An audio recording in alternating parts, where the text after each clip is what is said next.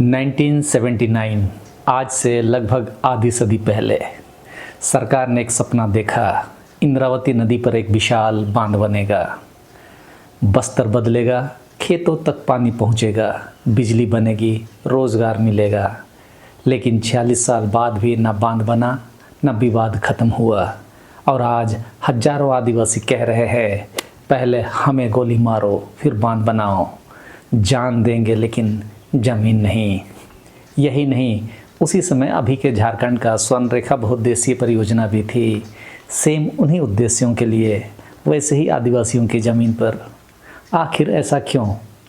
क्या सरकार विकास करना चाहती है या आदिवासी अपनी ज़मीन बचाना चाहते हैं, या सच इन दोनों के बीच कहीं छिपा हुआ है? आज हम बोधघाट परियोजना की पूरी कहानी समझेंगे।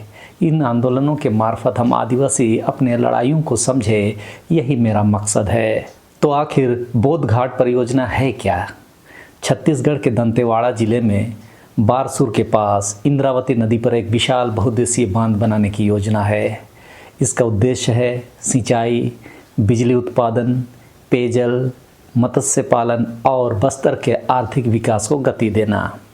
सरकार का दावा है कि इससे लाखों हेक्टेयर भूमि सिंचित होगी और बस्तर के विकास में बड़ा बदलाव आएगा।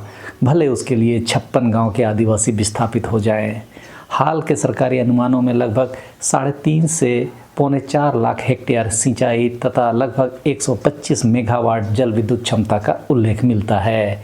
ऐसा ही कुछ मकसद स्वर्ण रेखा बहुउद्देशीय परियोजना की भी रही है। इचाई डैम इस स्वर्ण रेखा बहुउद्देशीय परियोजना का एक हिस्सा है। बाकी 2 पार्ट गालूडी बैरेज और चांडिल डैम बनकर पहले ही तैयार हो चुके हैं। लेकिन इन उद्देश्यों के बीच यही परियोजना हजारों आदिवासियों के लिए अपने घर, जंगल, संस्कृति के अस्तित्व का सवाल भी बनी हुई है। इस कहानी की शुरुआत होती है 1970 में। इंद्रावती नदी पर बहुउद्देशीय बांध बनाने का विचार या प्रस्ताव तत्कालीन मध्य प्रदेश सरकार द्वारा प्रस्तावित किया गया। परियोजना को 1979 में पर्यावरण मंजूरी प्रदान की गई और इसे आगे बढ़ाने की प्रक्रिया शुरू हुई। कांग्रेस की सरकार थी। उस समय देश में बड़े बांधों को विकास का प्रतीक माना जाता था, बल्कि विकास का मंदिर। सोचा गया जितने बड़े बांध उतना बड़ा विकास। लेकिन बस्तर कोई खाली ज़मीन नहीं था। वह सदियों से आदिवासी समाज का घर था। उनकी खेती, उनका जंगल, उनका देवस्थल, उनकी संस्कृति, सब कुछ इसी धरती से जुड़ा हुआ था। यहीं से संघर्ष की शुरुआत हुई। फिर 1985 और 1995 के बीच दूसरी कोशिश हुई, पर ग्राम सभा स्तर पर व्यापक विरोध हुआ। सर्वे और कार्य शुरू करने की कोशिश हुई, लेकिन ग्राम सभाओं और स्थानीय आदिवासी समुदाय के तीव्र विरोध के कारण परियोजना आगे नहीं बढ़ सकी। राज्य में कांग्रेस की सरकार थी। 1990 में भाजपा 2 सालों के लिए थी। 2015 में तीसरी कोशिश परियोजना को आगे बढ़ाने की हुई, लेकिन इस बार विरोध और भी व्यापक हुआ और आंदोलन का बड़ा रूप ले लिया। उस समय भाजपा की सरकार थी। 2020 में भूपेश बघेल ने फिर उठाया और आगे बढ़ाने की बात की। जून 2025 में प्रधानमंत्री नरेंद्र मोदी ने इस परियोजना को आगे बढ़ाने के लिए हरी झंडी दे दी और इसे बस्तर के विकास से जोड़ा। और इस समय तो केंद्र और राज्य दोनों जगह भाजपा की सरकार है और राज्य में अडानी के कई प्रोजेक्ट चल रहे हैं जिन्हें पानी चाहिए। लेकिन 46 साल तक यह बनी क्यों नहीं, इसे भी जान लेते हैं। सरकारें बदली, मुख्यमंत्री बदले, नीतियां बदली, लेकिन परियोजना आगे नहीं बढ़ी। इसके पीछे कई कारण हैं। पहला कारण तो आदिवासियों का विरोध। जिन गाँवों को डूबना था उन्होंने शुरू से ही विरोध किया। अक्सर आदिवासी सब जगह अपने ज़मीन को बचाने के लिए आंदोलन करते ही हैं। दूसरा कारण पर्यावरणीय चिंता रही। घने जंगल, जैव विविधता, वन्य जीव, सब पर प्रभाव पड़ने की आशंका जताई गई। वो तो अभी भी है, लेकिन हाई लेवल कमेटी की आड़ में आजकल ऐसी आशंकाओं को दरकिनार किया जा रहा है। तीसरा कारण वित्तीय और प्रशासनिक चुनौतियाँ। इतनी बड़ी परियोजना के लिए भारी निवेश और अनेक केंद्रीय स्वीकृतियों की आवश्यकता थी, जो इस समय शायद ना हो। भले उसके लिए बैंकों को दिवालिया ही क्यों ना करना पड़े, LIC जैसे संस्थाओं को पैसे लगाने के लिए मजबूर किया जाता है। हमने कई उदाहरण देखे हैं। तो चौथा कारण था कानूनी प्रक्रियाएं, विशेषकर वन भूमि, पर्यावरण स्वीकृति और अनुसूचित क्षेत्रों से जुड़े अधिकारों के प्रश्न, जिसे आजकल कागजों में दिखा तो दिया जाता है, लेकिन बाईपास के तरीके भी उपलब्ध हैं। सिजिमाली, परसा केंते बेसिन, हसदेव और अन्य कई उदाहरण हैं। अब सरकार इसे फिर क्यों बना रही है? पिछले कुछ वर्षों में छत्तीसगढ़ सरकार ने इस परियोजना को फिर से प्राथमिकता दी है। सरकार का तर्क है कि बस्तर में अब सुरक्षा स्थिति पहले से बेहतर हुई है। नक्सल के संबंध में कह रही है अब बड़े विकास कार्य संभव हैं। वर्तमान भाजपा मुख्यमंत्री ने इसे बस्तर के आर्थिक विकास का इंजन बताया है। सरकार का कहना है कि किसानों को सिंचाई मिलेगी, बिजली बनेगी, रोजगार बढ़ेगा, मत्स्य पालन होगा, पेयजल उपलब्ध होगा और पूरे बस्तर की अर्थव्यवस्था बदल सकती है। लेकिन यहीं से कहानी का दूसरा पक्ष शुरू होता है। सरकार कह रही है या विकास है, लेकिन आदिवासी पूछ रहे हैं विकास किसके लिए?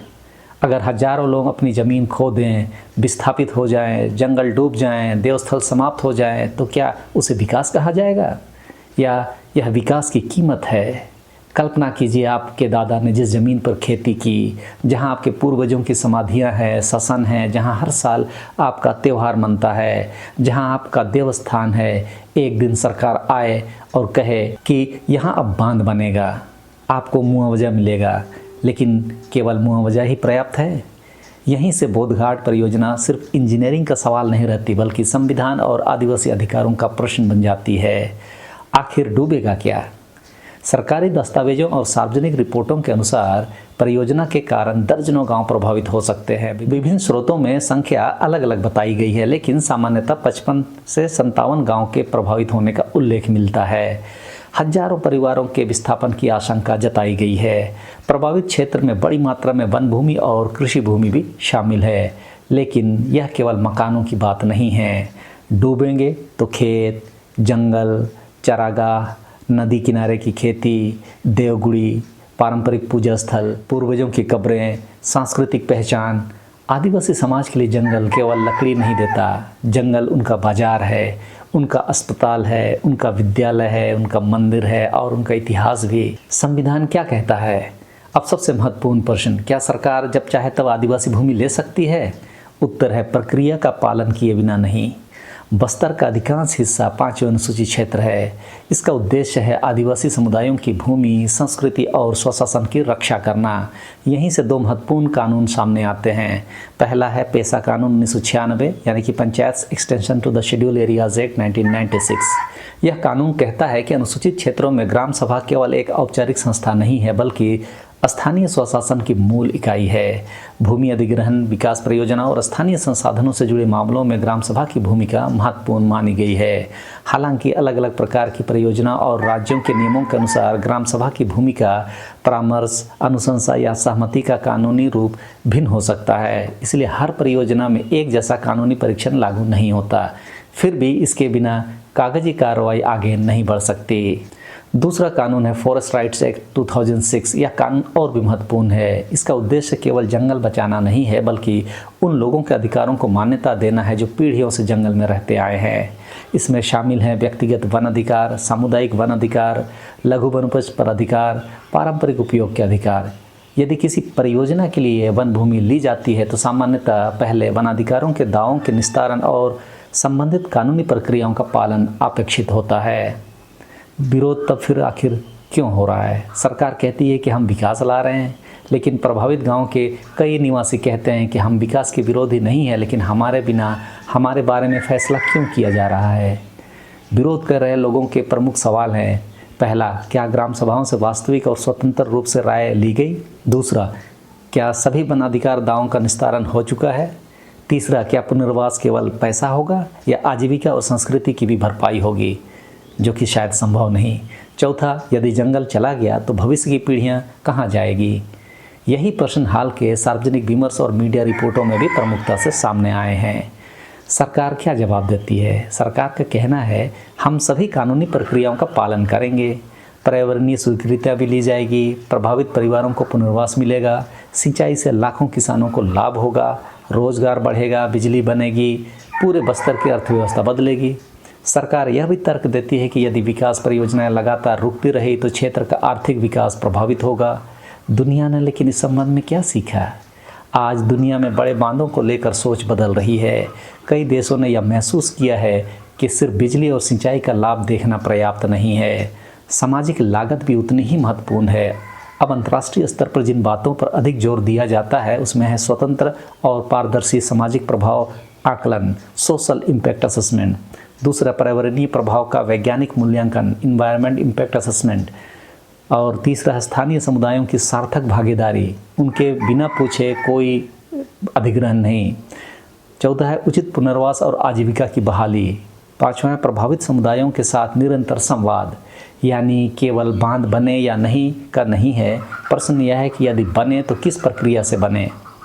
तो अब तक हमने समझा कि एक तरफ सरकार है जो विकास की बात कर रही है, दूसरी तरफ आदिवासी समाज है जो संविधान में मिले अधिकारों की बात कर रहा है। सवाल केवल ज़मीन का नहीं, विश्वास का भी है। क्या विकास लोगों के साथ मिलकर होगा या लोगों पर थोप कर? अगर मैं आपसे पूछूं भारत की सबसे बड़ी पूंजी क्या है, कोयला, लोहा, बिजली या लोग? क्योंकि अगर विकास लोगों के जीवन को बेहतर बनाने के लिए होता है तो सबसे पहले उन्हीं लोगों की आवाज़ सुनी जानी चाहिए। और यही सवाल आज बोधघाट परियोजना के सामने खड़ा है। क्या बड़े बांध हमेशा विकास लाते हैं? स्वतंत्र भारत में हजारों बड़े बांध बनाए गए, इनसे कई लाभ हुए। सिंचाई बढ़ी, बिजली बने, बाढ़ नियंत्रण में मदद मिली, औद्योगिक विकास हुआ। लेकिन दूसरी तस्वीर भी है। अनेक अध्ययनों के अनुसार बड़े बांधों के कारण लाखों लोग विस्थापित हुए, जिसमें आदिवासी समुदायों का अनुपात उनकी आबादी की तुलना में कहीं अधिक रहा। यही कारण है कि बड़े बांधों के साथ पुनर्वास और अधिकारों का प्रश्न लगातार जुड़ा रहा। यानी बड़े बांध केवल इंजीनियरिंग परियोजना नहीं होते, वे सामाजिक परियोजनाएं भी होते हैं। बस्तर की खासियत है क्या? किसी शहर में सड़क बनाना और बात है, लेकिन बस्तर में विकास की चुनौती अलग है। क्यों? क्योंकि वहाँ जंगल की अर्थव्यवस्था है, नदी जीवन है, वन उपज आय का स्रोत है, और ग्राम सभा केवल एक पंचायत नहीं बल्कि सामाजिक व्यवस्था का केंद्र है। यानी यदि केवल ज़मीन का मूल्यांकन किया जाए तो वास्तविक नुकसान कभी नहीं समझा जा सकता, क्योंकि संस्कृति की कीमत रुपए में नहीं लगाई जा सकती। क्या विकास और आदिवासी अधिकार साथ साथ चल सकते हैं? यही सबसे महत्वपूर्ण प्रश्न है। अक्सर बहस दो हिस्सों में बढ़ जाती है। एक पक्ष कहता है बांध बनना चाहिए, दूसरा कहता है बिल्कुल नहीं बनना चाहिए। लेकिन लोकतंत्र में तीसरा रास्ता भी होता है, वह रास्ता है संवाद का। यदि परियोजना वास्तव में जनहित में है तो सभी पर्यावरणीय अध्ययन सार्वजनिक होने चाहिए, सामाजिक प्रभाव का स्वतंत्र आकलन हो, ग्राम सभाओं को पूरी जानकारी मिले, लोगों को निर्णय प्रक्रिया में वास्तविक भागीदारी मिले। पुनर्वास केवल मकान नहीं बल्कि आजीविका, संस्कृति और सामुदायिक जीवन को भी ध्यान में रखकर हो। यही दृष्टिकोण भविष्य के विकास मॉडल को अधिक टिकाऊ बना सकता है। बोधघाट हमें क्या सिखाता है? यह परियोजना हमें 3 बड़े सबक सिखाती है। पहला सबक, विकास केवल जीडीपी नहीं होता। यदि विकास से सबसे अधिक प्रभावित लोगों की आवाज़ नहीं सुनी जाती तो संघर्ष पैदा होता है। दूसरा सबक, कानून केवल कागज़ के लिए नहीं होते। 5वीं अनुसूची, पेशा, एफआरए, इनका उद्देश्य केवल प्रशासनिक प्रक्रिया नहीं बल्कि ऐतिहासिक अन्याय को कम करना भी है। यदि इन कानूनों का पालन पारदर्शिता से होता है तो विकास परियोजनाओं पर विश्वास भी बढ़ सकता है। तीसरा सबक, संवाद की जगह टकराव नहीं ले सकता। जब सरकार और स्थानीय समुदाय एक दूसरे को सुनते हैं तो समाधान की संभावना बढ़ती है, लेकिन जब दोनों पक्ष केवल अपनी अपनी बात कहते हैं तो विवाद लंबा चलता है। बोधघाट परियोजना पर आज 2 कथाएं मौजूद है। सरकार की कथा कहती है कि यह बस्तर के विकास का इंजन बनेगी, और आदिवासी समुदाय की चिंता कहती है यह हमारी ज़मीन, जंगल और पहचान को प्रभावित करेगी। दोनों पक्षों के दावों की जांच आवश्यक है। किसी भी निष्कर्ष तक पहुंचने से पहले यह देखना जरूरी है कि पर्यावरणीय अध्ययन क्या कहते हैं, सामाजिक प्रभाव का आकलन क्या है, प्रभावित ग्राम सभाओं की वास्तविक राय क्या है, पुनर्वास की योजना कितनी व्यवहारिक है, और क्या सभी संवैधानिक और कानूनी प्रक्रियाओं का पालन हुआ है। यही प्रश्न इस बहस के केंद्र में है। 46 साल सरकारें बदली, नीतियां बदल गई, लेकिन बोधघाट परियोजना आज भी एक प्रश्न बनकर खड़ी है। क्या विकास का मतलब केवल बांध बनाना है, या विकास का मतलब यह भी है कि जिसके जीवन पर सबसे बड़ा असर पड़े उसकी आवाज़ सबसे पहले सुनी जाए। यह सवाल केवल बस्तर का नहीं, भारत के हर उस इलाके का है जहां विकास और स्थानीय अधिकार आमने सामने खड़े हो जाते हैं। अगर आपको लगता है कि विकास होना चाहिए तो इस वीडियो को साझा कीजिए।